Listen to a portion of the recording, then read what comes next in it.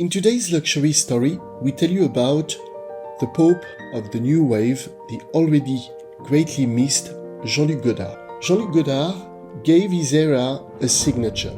Visual, aesthetic and cinematic, the fusion of cinema and fashion à la Godard is an influence that has transcended the 60s to infuse its fervor today more than ever. For in fashion, as in cinema, Jean-Luc Godard established a new aesthetic of elegance by redefining traditional norms. How? Renowned for his innovative vision of cinema, he often used the screen as a canvas. In his iconic films like Breathless from 1960s and Pierrot le Fou from 1965, Godard created looks that reflected both the style of his era, the 50s and 60s, and the individuality of his characters. As such, these silhouettes have become iconic in fashion as well. The distinctive style of Godard's characters inspired pieces that have become emblematic. The trench coat worn by Jean-Paul Belmondo in Breathless has become a staple of men's wardrobes, symbolizing casual elegance. One statement aligns with another. It is through cinema that fashion can be imposed today, proclaimed pioneer Coco Chanel as early as 1931. And it's true that Coco Chanel's modern and streamlined silhouette greatly inspired the new wave with Godard at the forefront. These filmmakers were captivated by Chanel's simplicity. All of cinema wants to dress in Chanel. One could read in November 58 issue of Elle magazine. And it's true. The connection between Chanel and Godard goes even further. It was indeed Coco Chanel who christened Anne-Karin Bayer with a stage name. Who is she? You got it? And if I tell you this refers to the muse, actress and wife of Godard, Anna Karina, an intertwining of icons in short. When discussing Godard and fashion, how can we not think of the style of Jean Seberg in Breathless as well? A style characterized by striped shirts, trench coats, and cat-eye sunglasses that found an immeasurable echo in the fashion of the time among designers and in contemporary fashion. A New York Herald Tribune stamped t-shirt worn in the film was subsequently adopted by numerous fashion houses. We also think of the headband worn by Brigitte Bardot in Contempt, Le Mépris as its original title. So many pieces that embodied the bohemian and carefree aesthetic of the new wave.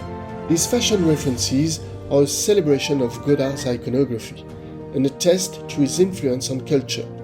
For Agnès B, it's indeed the essential non-conformist nature of Godard's style that shapes this iconic look. What's fashion according to Godard? For eternity's fashion fights against eternity, he affirmed, not without a hint of irony. In 2019, Virginie Viard, artistic director of Chanel, presented a new Spring-Summer 2020 collection inspired by the new wave. The spirit of this collection, with its tweed suits reimagined as colorful rompers, provides an example of the timelessness of Godard's style. What is actually one of the most distinctive signatures of Jean-Luc Godard's films? Certainly, his ability to create scenes that transcend the screen and leave an indelible mark on collective memory. Among these memorable moments, one can immediately think of the race in the Louvre in Band of Outside 1964.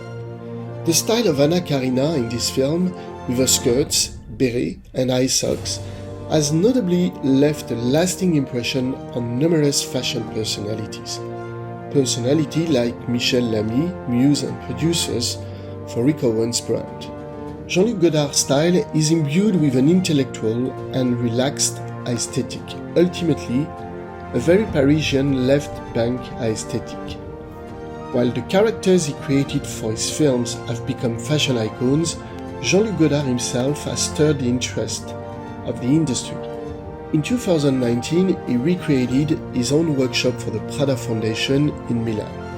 A year later, he was featured in the series Portrait of an Artist, directed by Eddie Slimane for the House of Celine. In these photographs, he wore a wine-brimmed fedora and a striped blazer, an homage to the golden age of cinema. Godard's unique approach to cinema has undoubtedly influenced a generation of directors and creatives. Quentin Tarantino and Wes Anderson readily acknowledge Godard's impact on their work. But Godard's work also leaves its mark in the realm of music.